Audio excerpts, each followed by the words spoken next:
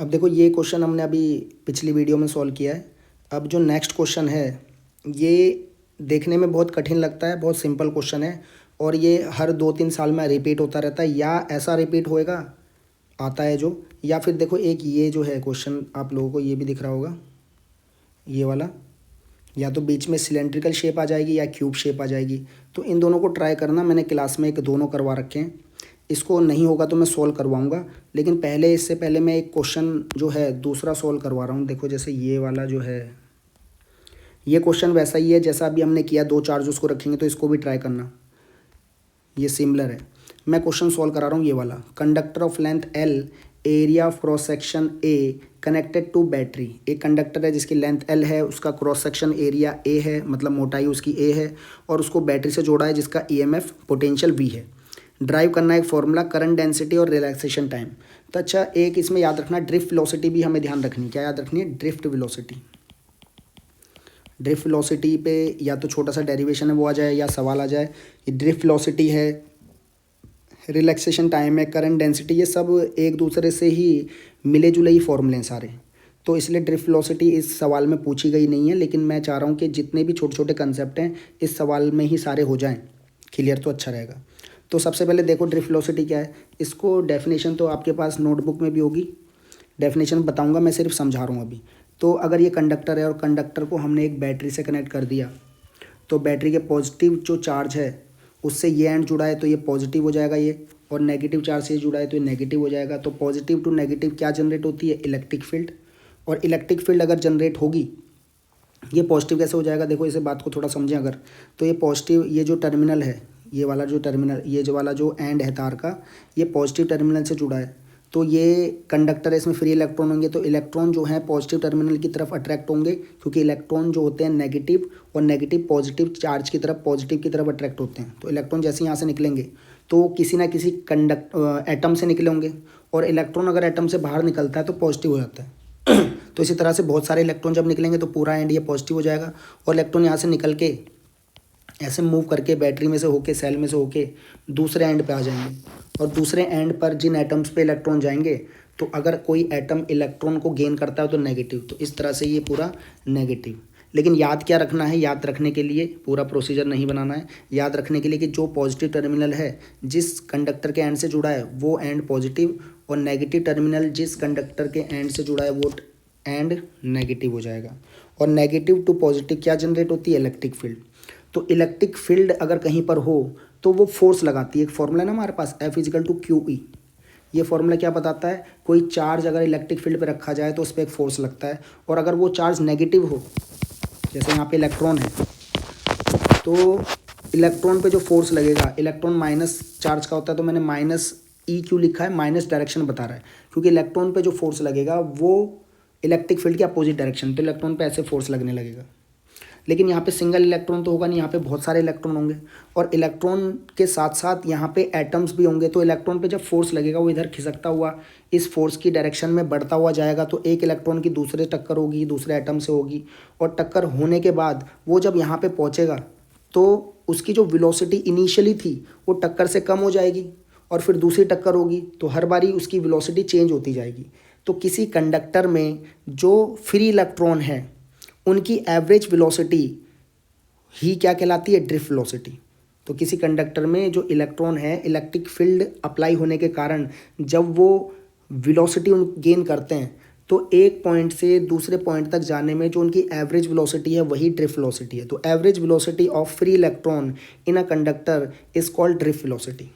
ठीक है, इसे समझ गए? अब होगा क्या, जैसे ये इलेक्ट्रॉन जा रहा होगा इधर, क्योंकि इलेक्ट्रिक फील्ड इस पर फोर्स लगा रही होगी, तो फोर्स के कारण ये इस डायरेक्शन में जाएगा। इसकी मान लेते हैं टक्कर हुई, तो फिर ये थोड़ा सा, अगर हम भाग रहे हैं और भागते भागते हमारी टक्कर हो जाए किसी दूसरे पर्सन से, तो हमारी डायरेक्शन चेंज होती है। तो सिमिलरली इसकी भी डायरेक्शन चेंज होगी। मान लो इधर चला गया, फिर यहाँ भी टक्कर हुई तो ये फिर सीधा आया, फिर यहाँ भी इसकी टक्कर हुई तो इधर चला गया। ऐसे जाते आते, टकराते टकराते, कोलिजन होते होते ये दूसरे एंड तक पहुँच जाएगा। ठीक है, अगर इसकी कोई टक्कर नहीं होती तब तो इसकी कोई वेलोसिटी होती, लेकिन इसकी टक्कर होने के बाद बार बार टक्कर होने से जो इसकी वेलोसिटी है ये इसकी ओरिजिनल वेलोसिटी नहीं है। तो एक कंडक्टर में एक एंड से दूसरे एंड तक जाने में जो उसकी एवरेज वेलोसिटी है वही है ड्रिफ्ट वेलोसिटी, और ड्रिफ्ट वेलोसिटी को थोड़ा ड्राइव करते हैं तो क्या होता है फॉर्मूला अभी मैंने बताया, F=QE। किसी चार्ज को इलेक्ट्रिक फील्ड पे रखेंगे तो उस पर फोर्स लगेगा, और यहाँ पे जो चार्ज है इलेक्ट्रॉन है तो ये मैंने लिख दिया E। और माइनस साइन बता रहा है क्योंकि F एक वेक्टर क्वांटिटी है, तो माइनस साइन बता रहा है कि इलेक्ट्रॉन पे इलेक्ट्रिक फील्ड के नेगेटिव डायरेक्शन में फोर्स लगेगा। तो इलेक्ट्रिक फील्ड अगर इधर है तो इलेक्ट्रॉन जो है, इलेक्ट्रिक फील्ड इधर है तो इलेक्ट्रॉन इस डायरेक्शन में मूव कर रहे हैं। और एक हमारे पे न्यूटन्स के लॉ के अनुसार F=ma, सेकेंड लॉ के अनुसार ये फॉर्मूला है। तो यहाँ से अगर एसलेशन निकालें तो क्या हो जाएगा, F/m। ये क्या बोलता है कि अगर किसी ऑब्जेक्ट पे फोर्स लग रहा है और उसका मास है, तो इलेक्ट्रॉन पे फोर्स लग रहा है, इलेक्ट्रिक फील्ड लगा रही है और इलेक्ट्रॉन का मास भी है, तो अगर इलेक्ट्रॉन पे फोर्स लगेगा तो फोर्स से उसकी वेलोसिटी में चेंज आएगा, और चेंज इन वेलोसिटी क्या कहते हैं उसको, एसलेशन। तो एसलेशन हो जाएगा F/m। अब मैं क्या करूँगा कि A जो F की वैल्यू है ये पुट कर रहा हूँ मैं F की जगह, तो -E/m ये आ गया मेरा फॉर्मूला। इसे मान लेते हैं इक्वेशन 1। ठीक है, अब एक चीज़ याद रखनी है, जैसे इसमें आया था रिलैक्सेशन टाइम, क्या आया था, रिलैक्सेशन टाइम। तो रिलैक्सेशन टाइम को टॉ से डिनोट करते हैं, और रिलैक्सेशन टाइम की डेफिनेशन क्या होती है कि दो सक्सेसिव कोलिजन के बीच का एवरेज टाइम है रिलैक्सेशन टाइम। जैसे अभी वहाँ पे कंडक्टर में जो शो था, थोड़ा सा यहाँ पे दिखाऊं, ये इलेक्ट्रॉन जो है ये मूव करने वाला था, तो इनिशियली इसकी वेलोसिटी मान लो 0 थी। ठीक है, अब 0 कैसे रही होगी, मान लो इसी पॉइंट पे इसकी टक्कर हुई, तो टक्कर होकर उसकी वेलोसिटी क्या हुई, 0, लेकिन इलेक्ट्रिक फील्ड उससे फोर्स लगा रही है तो फिर इधर खिसकने लग गया। फिर यहाँ पे इसकी टक्कर हो गई, फिर ये ऊपर चला गया। तो अगर इसकी टक्कर हुई एक बार यहाँ से यहाँ तक कुछ समय लगा होगा, फिर यहाँ पे टक्कर हुई इसकी तो यहाँ से यहाँ तक, तो दो टक्करों के बीच का, दो सक्सेसिव टक्करों के बीच का जो एवरेज टाइम है वो होता है रिलैक्सेशन टाइम, और उसे हम टॉ बोलते हैं। ठीक है, तो ये ध्यान रखना है। डेफिनेशन भी आ सकती है 1 नंबर पे, तो मैं सिर्फ बोल रहा हूँ, लिखवा नहीं रहा हूँ। इस मेरी बात सुन के उसे लिख लेना या सर्च करके कर लेना। तो रिलैक्सेशन टाइम हमें समझ में आ गया। अब रिलैक्सेशन टाइम की जरूरत क्यों पड़ी, क्योंकि मैं एसलेशन एक बारी और निकालना चाह रहा हूँ। एसलेशन कैसे निकालूंगा, एसलेशन क्या होता है, 1 मिनट। एसलेशन जो होता है वो होता है rate of change of velocity, rate of change of velocity ΔV/ΔT। Velocity में जो चेंज होगा, 9th क्लास में सबने पढ़ा हुआ है, rate of change of velocity is called acceleration. ΔV change in velocity, ΔT in time, change in time. तो acceleration अगर मैं निकालूंगा, शुरुआत में मैंने क्या बोला, वेलोसिटी रही 0, और फाइनल वेलोसिटी जो हो गई उसकी एवरेज वो VD हो गई। दो टक्करों के बीच की जो वेलोसिटी हो गई वो हमने क्या मान ली, VD। या फिर जो VD थी वो ड्रिफ्ट वेलोसिटी है। ड्रिफ्ट वेलोसिटी क्या होती है कि कंडक्टर में एक पॉइंट से दूसरे पॉइंट तक जाने में जो एवरेज वेलोसिटी है वही ड्रिफ्ट वेलोसिटी है। तो इनिशियली उसकी वेलोसिटी 0 थी और फाइनल हो गई उसकी एवरेज वेलोसिटी VD। तो ΔV कैसे निकलेगा, फाइनल वेलोसिटी माइनस इनिशियल, और टाइम इनिशियली उसको टाइम लगा जब स्टार्टिंग में ही 0, मतलब शुरुआत जब उसने करी वो 0 टाइम था, और दो टक्करों के बीच का जो एवरेज टाइम है वही रिलैक्सेशन टाइम होता है। तो हो जाएगा टॉ -0। तो A आ गया VD/टॉ। ठीक है, A क्या आ गया, VD/टॉ। इसको कर लेते हैं इक्वेशन 2, और पहली इक्वेशन जो थी ये वाली A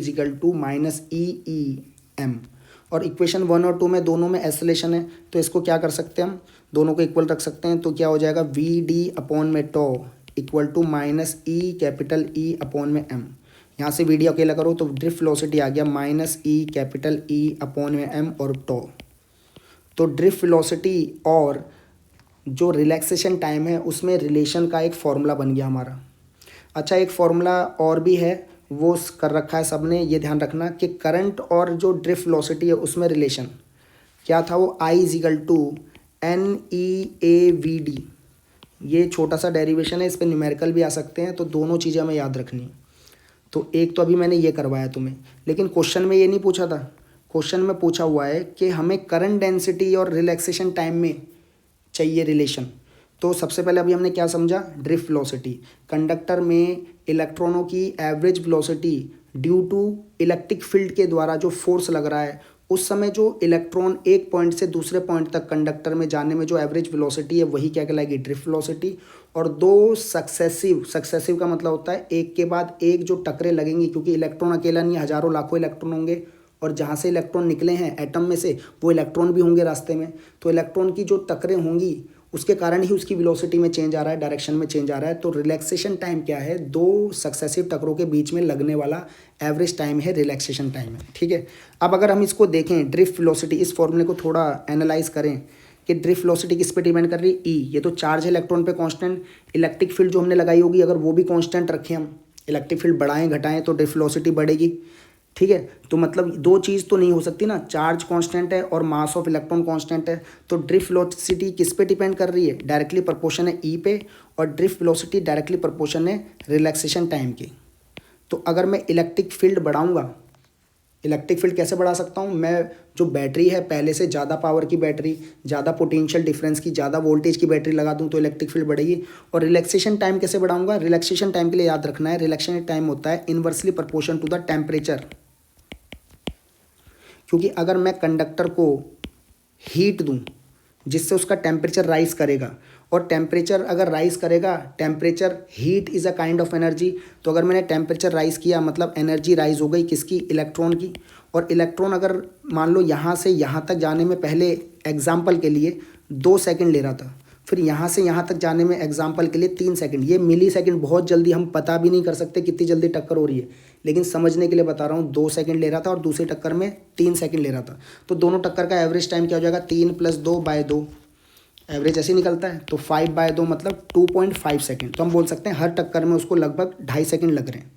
लेकिन अगर मैंने टेम्परेचर बढ़ा दिया, टेम्परेचर बढ़ने से क्या होगा, टेम्परेचर बढ़ने से एनर्जी बढ़ेगी। एनर्जी किसकी बढ़ेगी, इलेक्ट्रॉन की। तो इलेक्ट्रॉन की अगर एनर्जी बढ़ेगी तो वो पहले की तुलना में ज़्यादा वेलोसिटी से मूव करेंगे। तो ज़्यादा वेलोसिटी से अगर मूव करेंगे तो ये क्या होगा, जहाँ पे 2 सेकंड लगे मान लो अब वहाँ पे कितने लगे, 1 सेकंड लगे। और जहाँ पे 3 सेकंड लगे वहाँ पे मान लो कि अब 2 सेकंड लगेंगे। तो क्या आ जाएगा अब, तो 1 + 2/2, तो 3/2 मतलब कि 1.5। समझ रहे हो बात को, एक एग्जांपल से मैंने समझाया है। तो अगर टेम्परेचर बढ़ता है तो रिलैक्सेशन टाइम कम होता है, जो कि हम इस एग्जांपल से देख सकते हैं। 2.5 सेकंड से कितना हो गया, 1.5 सेकंड। ठीक है, तो ये हो गया ड्रिफ्ट वेलोसिटी और रिलैक्सेशन टाइम में रिलेशन। अब जल्दी से जो सवाल पूछा था ना वो कर लेते हैं फटाफट। तो इसके लिए पहले करंट डेंसिटी समझते हैं। क्या समझेंगे, करंट डेंसिटी। ये वाला वीडियो थोड़ा बड़ा होगा लेकिन ये इंपॉर्टेंट है।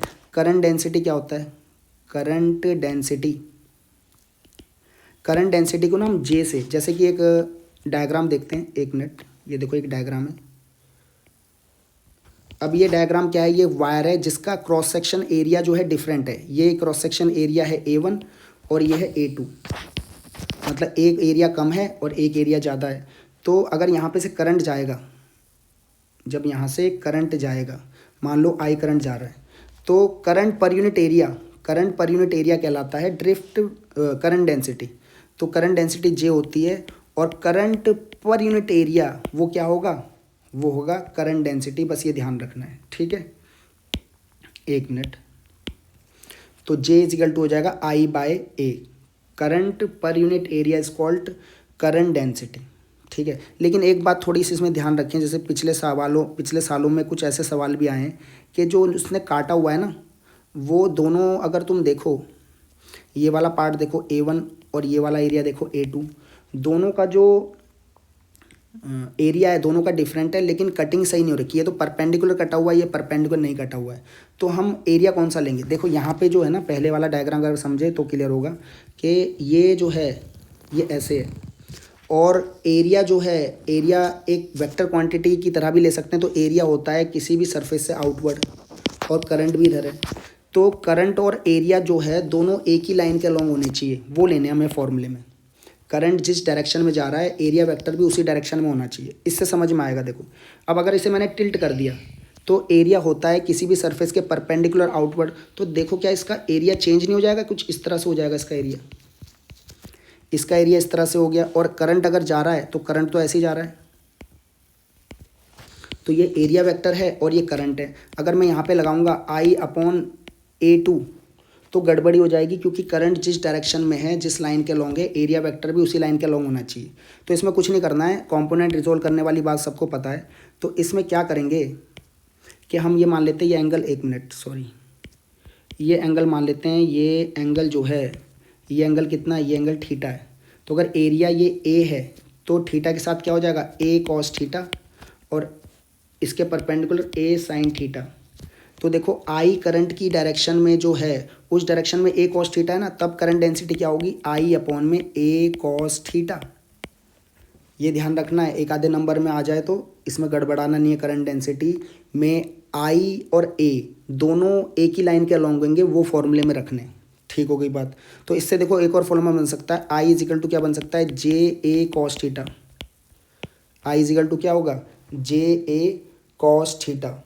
और अगर यहाँ पे देखें जे ए कॉस थीटा होता है तो इसको तो मैं जे डॉट ए बोल सकता हूँ, जे डॉट ए, क्योंकि अगर दो वेक्टर क्वांटिटी की मल्टीप्लाई में कॉस थीटा है तो इसका मतलब डॉट प्रोडक्ट होता है, और डॉट प्रोडक्ट अगर होगा दो वेक्टर का तो रिजल्ट क्या आएगा, स्केलर। तो हम करंट को स्केलर प्रूव कर सकते हैं इससे भी। तो एक छोटा सा डेरिवेशन ये है, देखो इसे कर लेना भाई, सारे बौखला मत जाना, क्योंकि ये छोटे छोटे टॉपिक हैं, इंपॉर्टेंट टॉपिक हैं और बहुत सारे हैं, तो इसलिए इस सवाल में करवा रहा हूँ सारे। ठीक है, ये हो गया। अब आ रहे हैं हम अपने मेन मुद्दे पे। मेन मुद्दा क्या है, मेन मुद्दा है जो सवाल में पूछा था, बोला था कि करंट डेंसिटी और रिलैक्सेशन टाइम में एक रिलेशन निकालना है। तो इसके लिए अच्छा ये ध्यान रखना, जो करंट डेंसिटी वो स्केलर क्वांटिटी हो गई और एरिया को हम स्केलर ले सकते हैं, है ना। ठीक है, तो अब आ गया। तो अब क्या कर रहे हैं, एक बनाते कंडक्टर, इसको किस में जोड़ दिया, इसमें एक बैटरी लगा दी, इसमें बैटरी लगा दी, यहाँ से करंट जा रहा है आई, पोटेंशियल इसका वी है, और बैटरी लगा दी तो ये वाला टर्मिनल हो जाएगा पॉजिटिव कंडक्टर का और ये वाला एंड हो जाएगा नेगेटिव, इलेक्ट्रिक फील्ड इधर जनरेट होगी। और अभी मैंने तुम्हें बताया एक फॉर्मूला होता है करंट और ड्रिफ्ट वेलोसिटी में I equal to n e A v d. ये देखो क्लास में मैंने करवा रखा है, अगर कोई प्रॉब्लम हो किसी को तो बताना, मैं इसको दोबारा वीडियो भी बना दूंगा। और ड्रिफ्ट वेलोसिटी का भी फॉर्मूला हमने अभी सॉल्व किया है, ई ई टॉ एम। ठीक है, ये है। अब मैं अगर क्या करूं, इस वी डी की जगह पे ये जो ड्रिफ्ट वेलोसिटी और रिलैक्सेशन टाइम का फॉर्मूला था इसे पुट कर दूं, तो देखो क्या बनता है, I equal to n e A v d, I equal to n e A v d. अच्छा, इस वी डी की जगह रखना है तो ये हो जाएगा e e tau by m, I equal to n e A v d e e tau by m. अब इसको क्या बनेगा, देखो आई इजिकल टू एन, ये हो गया E square, E into E square, और ये टॉ, और जो ए है ना, ए मल्टीप्लाई में से डिवाइड में ला रहा हूँ, क्यों, क्योंकि आई बाय ए ही तो जे होता है वो बनाने के लिए, करंट डेंसिटी बनाने के लिए। तो ये एन नोट किया, ई की मल्टीप्लाई करी ई स्क्वायर, ये टॉ और एक कैपिटल ई बचा, और अपॉन में क्या है, एम। ठीक है, और आई बाय ए क्या होगा, आई बाय ए हो गया जे, तो जे इजिकल टू हो गया एन ई स्क्वायर टॉ ई अपॉन में एम। तो ये रिलेशन हमसे पूछ रहा था, तो इसे सॉल्व करना है सबको। ठीक है, दो दो बारी करेंगे तो सब समझ में आ जाएगा, और जो क्वेश्चन मैंने छुड़वाए हैं वो ट्राई करके देखो, वो तुम कर लोगे, नहीं होगा तो नेक्स्ट वीडियो में उसको सॉल्व करवा रहा हूँ।